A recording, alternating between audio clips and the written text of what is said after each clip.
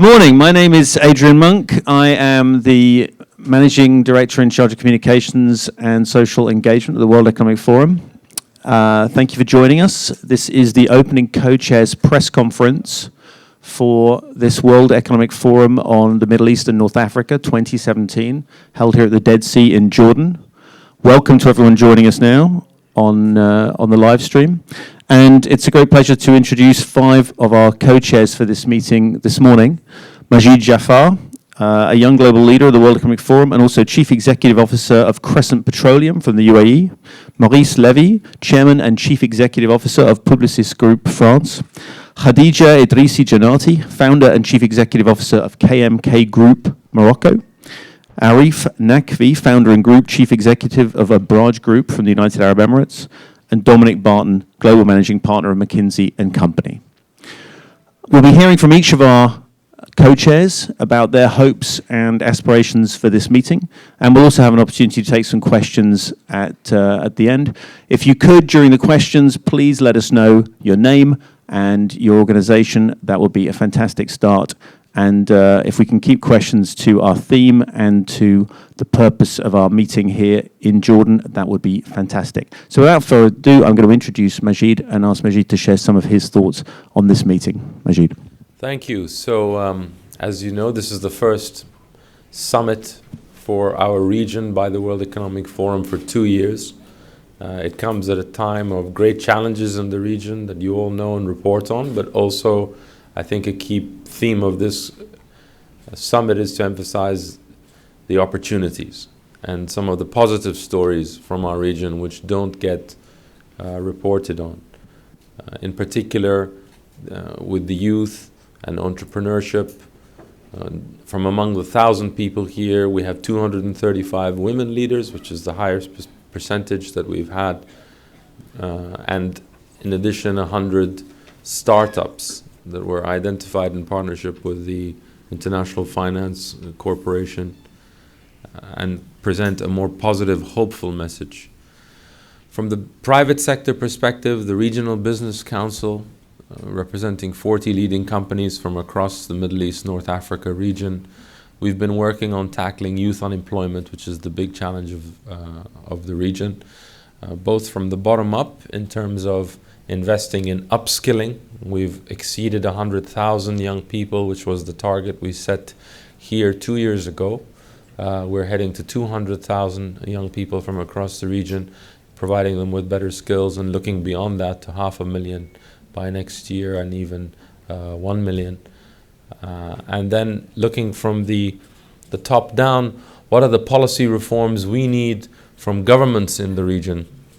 Not just the long-term things, education reform, legal reform, which takes a long time, but easier, immediate things, making it easier to register a company, contract management and dispute resolutions, things like bankruptcy laws, which Jordan has initiated as well. So this summit provides that platform between the private sector and the public sector with many ministers from across the region as well as many CEOs from across the region to have that dialogue and really turn these into actionable policy reforms. Thank you, Adrian. Majid, thank you very much. Can I turn to Maurice Levy and Maurice ask you for your thoughts ahead of this meeting? Thank you. This is a region that I like very much, and I have been serving as a co-chair of the World Economic Forum of MENA for the 3rd time. So it's something that I'm doing with great pleasure. It's an honor to serve as a co-chair. And it's also very interesting to see the evolution of the region during the last 10 years. It is more buoyant, there is a lot of energy, and there is also a lot of initiatives. Regarding the startups, there is something which I would like to point out. It's that this region is as buoyant and as energetic as we see in the rest of the world. It is very important to see that you are not short of talent, you are not short of entrepreneurs, and you are not short of ideas. Where we are short in the region is of enabling these startups to really take off and to really develop in an environment which is favorable for their growth. And I think that during the session today and tomorrow, we will try to find solutions in order to help the startups to go much further. The second topic, which is of crucial importance due to the youth age of the region, is clearly unemployment. And unemployment is something which is a disease, not only in the world, but particularly in the region where we have a very large population which is under 25, and for which we absolutely need to help finding jobs and finding solutions at a level which has never been seen before. So this is the discussion that we should have, and hopefully we will come out at the end of the meeting with some solutions. Thank you very much. Khadija. Well, I think that this forum comes in a very specific period for the region. We all know the context, which makes it much more challenging for the forum to get some concrete and specific actions. We hope that we'll end up our 2 days meetings with clear actions and specific solutions. I think that the unemployment is one of the major challenges. I would rather talk about youth when talking about unemployment. Youth aspiration today in the region are moving, are changing. Young people in the MENA region don't want anymore to be part of the discussion. They want to be part of the decision making. By the same time, they don't want anymore to be talked about. They want to talk and to be heard. But most importantly, they want to feel not frustrated, not marginalized, and trusted. And I think that it is only by putting youth at the heart of the government's strategies that we can allow them to move their feelings from marginalization and frustration to trust. Once they will feel trusted, they will trust their countries, their region, and will be definitely more productive. The second, let's say, fringe of the population that is also being seriously touched in the region are women. Women are more than half of the world's population and also more than half of the region's population. Women's aspirations in the region are very different because not every country of the region has succeeded to be at the same level when it comes to women rights.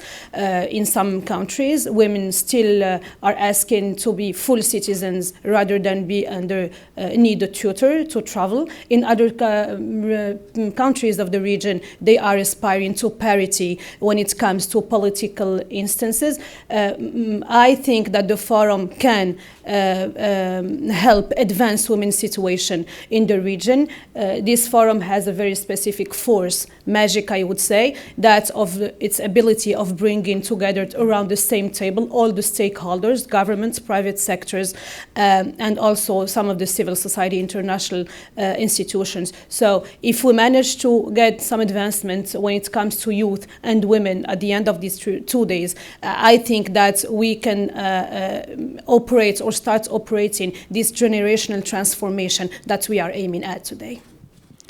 Khadija, thank you very much. And if anyone wants to follow up on some of the points made by Khadija, there's some evidence for that in our Global Gender Gap report, which contains a lot of information on the productivity boosts you can see from female empowerment in this region specifically.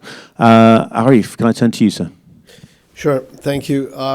Just continuing from Khadija's point, women may be 50% of the region's population, but they're clearly 75% of the region's intelligence. And it's time we unleash that as well. And so I think the forum has an opportunity to help bring that to the fore. But what I would like to say is that the forum, and I've been coming to the World Economic Forum for more years than I care to remember. The one good thing about the forum is that every single meeting actually ends with either it's a baby step or a larger step, which is a call to action where something tangible goes forward and we see whichever outcome we're seeking, we inevitably land up with having some action that delivers that. So I'm looking forward to action emanating out of this forum, and there are a few things that I feel need to be brought to the fore. The first is, we talk about the MENA region as if it's a monolith. In actual reality, the MENA region is a wide, diverse region. Casablanca is closer to New York than it is to Dubai. And so it's a big region. It's a wide expanse with 350 million people, of whom 180 live in cities, and of whom in a region which is as wide as it is, 6 cities alone, which are Casablanca, Tunis, Cairo, Abu Dhabi, Dubai, and Riyadh. Just 6 cities contribute close to half of the region's GDP. So it's a region that has challenges. It is a region that needs to operate more like a bloc, an economic bloc, a trading bloc, not just a political bloc, in this era of globalization for it to succeed. And when I look at the region, I tend to look at it through the prism of opportunity. And what I see is that we have 2 curves ahead of us. One is the demand curve, and the other is the problems curve. And the demand curve is obvious to all of us. It's a region of opportunity, young population, consumerism on the rise, and opportunity driven by economic circumstance that leads to more and more development, more and more GDP growth. But at the same time, we have a problems curve. We have access to resources and services which are challenged. We have not as much of a focus on healthcare and education as we should. And as a result, the opportunity to provide that is also great. And this is where the role of business and government comes in. And that is why a summit of this nature is extremely important, because governments in the past in this region have been all pervasive. They're involved in investment, they're involved in governance, they're involved in management. And different countries have seen that being deregulated at different paces. And I think what we are on the edge of is a very, very tangible change that is yet to happen, which is that young populations, as Khadija was referring to, are giving rise to a wave of entrepreneurship, which in turn is going to lead to an unleashing of innovation in this region. The disruption that is being caused by new businesses and by young entrepreneurs is now virtually unstoppable. More and more people are talking about it. So I commend the forum for bringing this to the fore this year and looking at innovation and entrepreneurship as a life form. So that is clearly an area which is going to become increasingly important, and that is going to propel the region forward in terms of joining the global economy. The second, by definition, is infrastructure. We need to spend more on infrastructure development, be it soft infrastructure or hard infrastructure. And by soft infrastructure, I mean healthcare and education. We need to provide enabling environments through education. We need to have better access to healthcare. And again, in both of these fields, it is going to be technology and young entrepreneurs that are going to lead the way. So I welcome the discussions that we're going to have over the next couple of days, and thank you. Dominic, if I can just turn to you. Sure. A lot of good things have already been said. And just a couple of points I'd like to make, building on what's been said. Given the size of this region, whatever, 350 million people, and the preponderance of the youth and the youth unemployment, I think the critical aspect is how do we create more jobs? And I think what the World Economic Forum has done with the IFC in terms of profiling the innovators here is wonderful.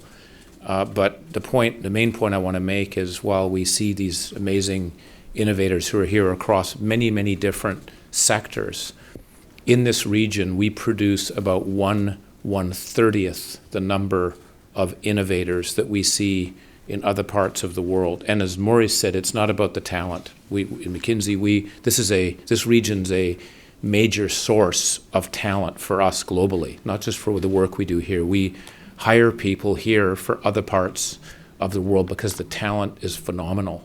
So what's going on? Why do we have this gap between an incredible talent base, a young talent base, also I guess an older talent base, as you've been saying, Arif, with some of the innovators, but we're getting 1/130th of the number of innovators that come through. And I hope in this conference that we're going to actually get at some of those practical issues. And it's not to blame government, or let's see this as an opportunity. What are some of the things we need to get in place and also get out of the way for government? How do we make it easier for people to establish a business, to be able to operate across the region, to be able to get the financing, to be able to get the power for the hospitals that they're trying to build? That to me is the key, if we can get that ratio better.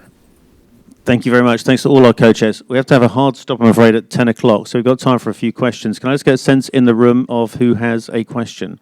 So if you have a question, please raise your hand. There's a lady there. Do we have any others? Okay, take that question. I'm Jinan Shqair from Yarmouk Press and Yarmouk University. You talked about youth and you talked about women's rights. How would the World Economic Forum help us young women to help improve the role of young people for human rights? To help us, to help us, the youth, to improve and advance the women's rights in the region, considering the lack of human rights. Thank you. Majid, I'm just going to bring you in then. So I think the issue of female empowerment is fundamental to our region, not just on a moral basis, on an economic basis. And I think that's why you're seeing governments like Saudi Arabia, reforming in this area. Because, as Arif said, it's not just more than half the population. It's actually, in most countries in the region, the harder working part of the population and the more intelligent, and in many cases, the more educated part of the population. And we've seen from Europe, for example, the only way you can really improve your growth potential and competitiveness is through the female empowerment. And it also ends up reducing the birth rate. That's a big problem we have in the region, is we have very high population growth. You've seen from countries in Southern Europe, when you get the women into the workforce, family sizes become smaller.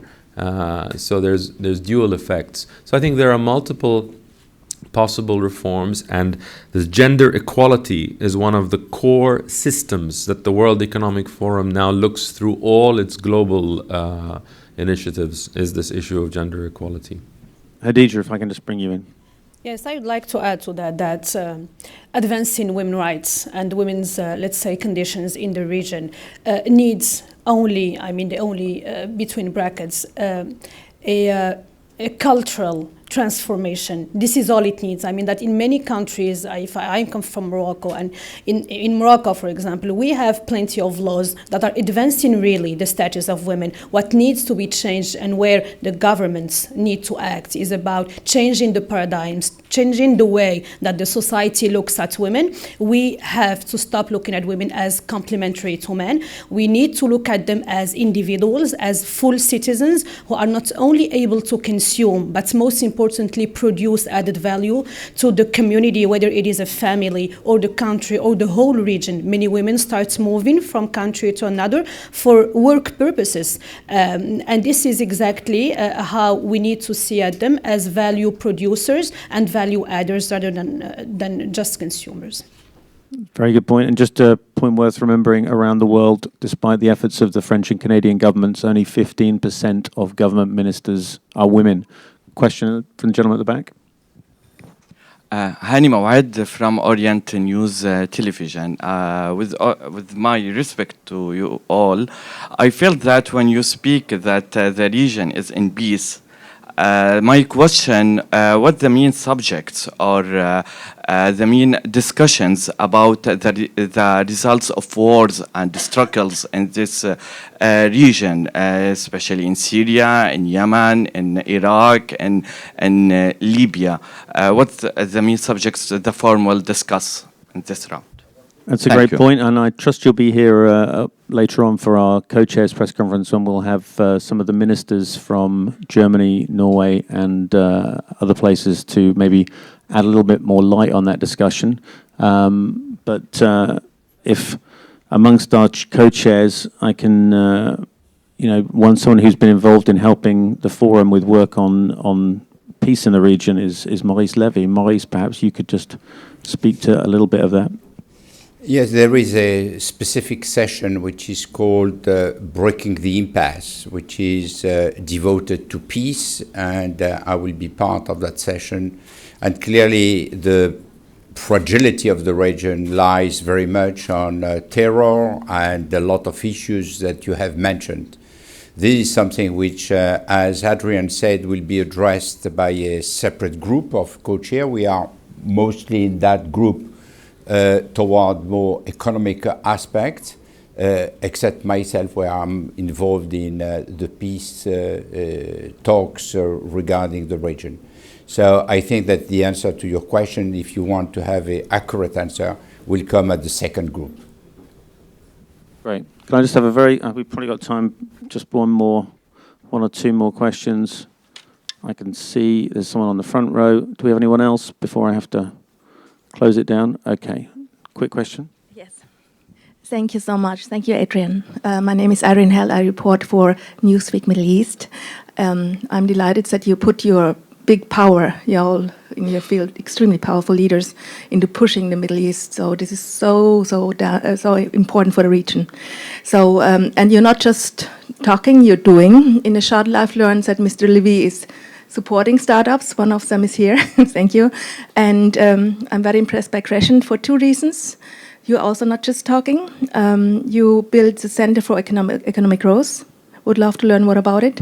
And Crescent is also the driver of the Pearl Initiative, which is for ethical conduct, fighting corruption, so big change maker. I would love to learn more about this. And if it's time, hospitals. So you're really doing something big in Pakistan for the health sector. And if there's time, I would love to learn more about this one. Thank you. Irene, that was a great pitch for one-on-ones with our co-chairs after this press conference. Looking at the time, I'm running it to Swiss rules. I'm going to have to let our co-chairs go because they've all got sessions to engage with. But you can catch up with each of them around the next 2 days. And I trust you'll have an enjoyable and fruitful summit. Thank you very much.